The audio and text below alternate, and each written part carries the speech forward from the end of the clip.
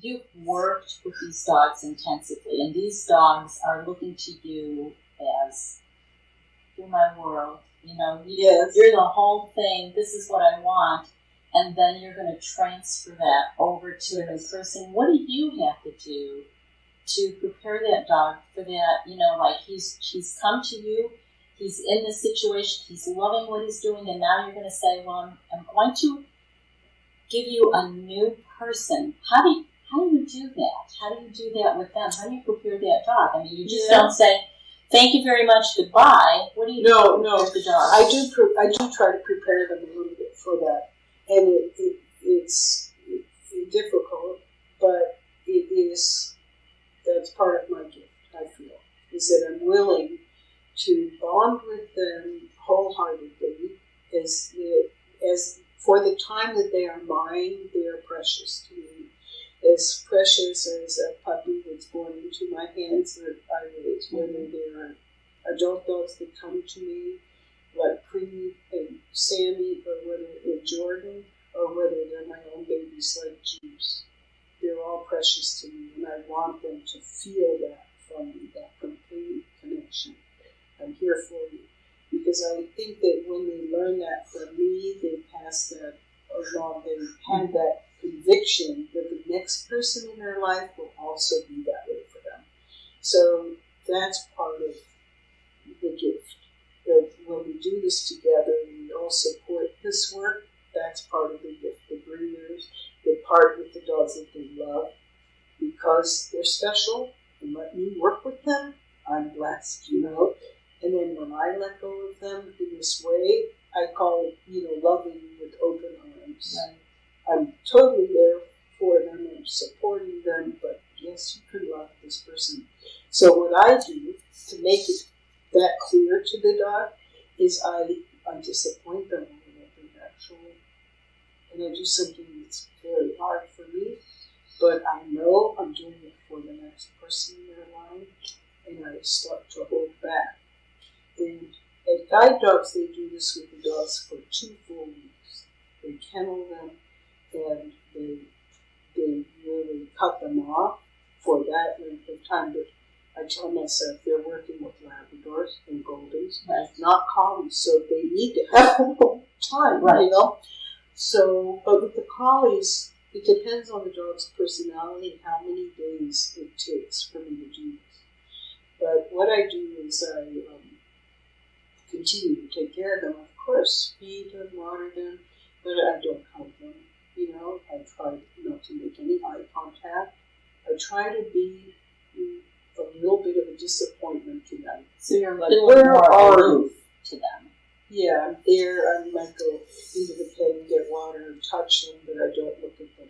I don't hug them. I don't talk to them. And the contrast between that and the time that we're working together is profound for them. It doesn't take a lot for them to understand this. And concurrent with that, they then meet somebody who has not had the ability to go where they want to go, do what they want to do. And suddenly there's this amazing Collie beside them who knows exactly what's hard for them. And they walk down the sidewalk, and they come to a curb, and the person's looking up for the first time in years, and not looking down where their feet are. And bam, the dog stops them at the curb, and they look down, there's the curb. I didn't have to worry about it. I didn't have to say stop. I'm safe. And they say easy, and the dog steps down and waits.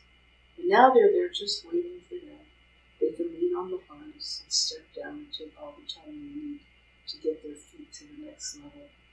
And when their feet are there, they know they're safe. They say, let's go. And off they go. The dog's looking for the next target. And they feel that intentional movement through the harness, and they feel free, So that connection happens from the first time we work with the dog because I've disappointed them a little bit. And when every time the dog does anything right, they're taught to praise them and reward every effort, not the end result. Every step on the way to that end result gets rewarded. So for the dog, there's high value in helping this person in need, and I am there, but I'm still not making eye contact with them. So if they look to me for support for their effort, it's not there. The new partner is the one hugging them. They get it immediately. I mean, bonding is never an issue. I mean, I hear about people that think they need to raise up their service dogs as babies so that they'll bond with them.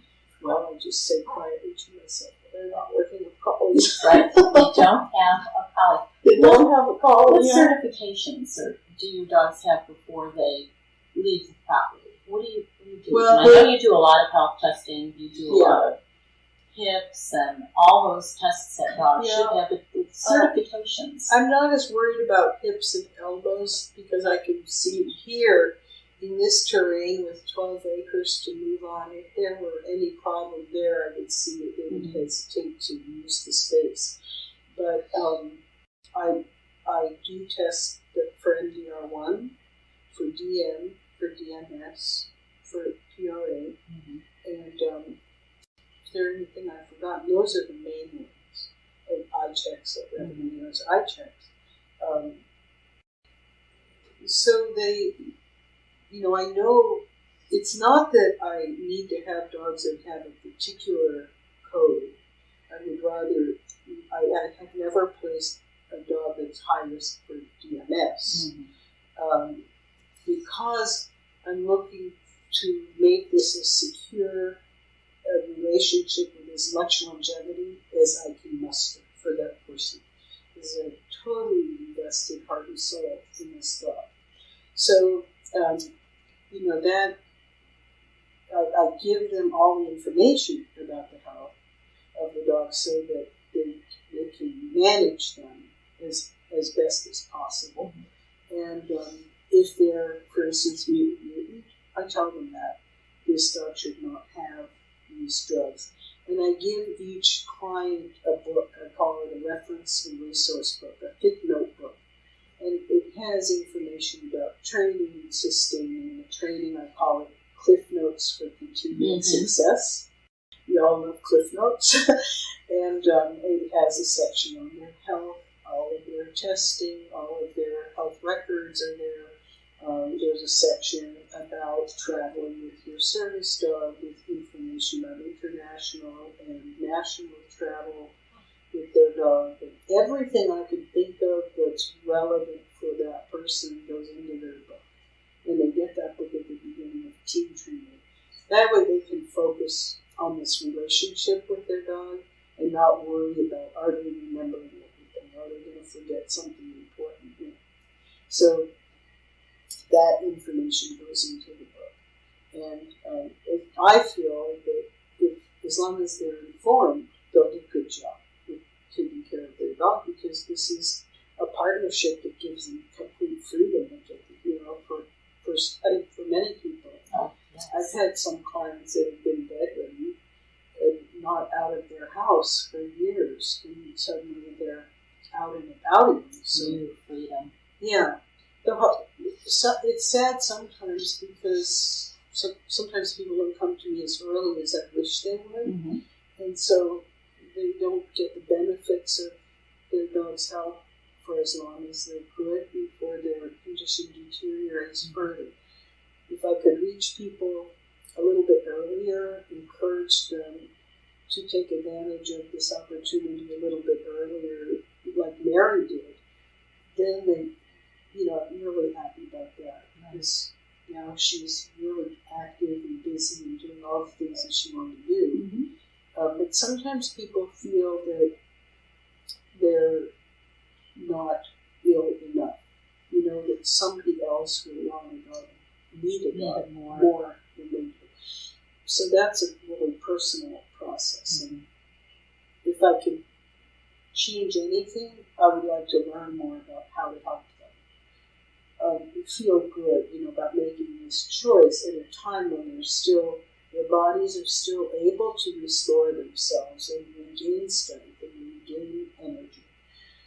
And I don't have, expertise in that, but that's something I would to work on. I'm going to believe that you will find that somewhere. You know, a lot of things that amaze me about what we see here. The property is amazing. It's beautiful. It's in a beautiful setting. The dogs have plenty of space to run, but your heart and soul is in this.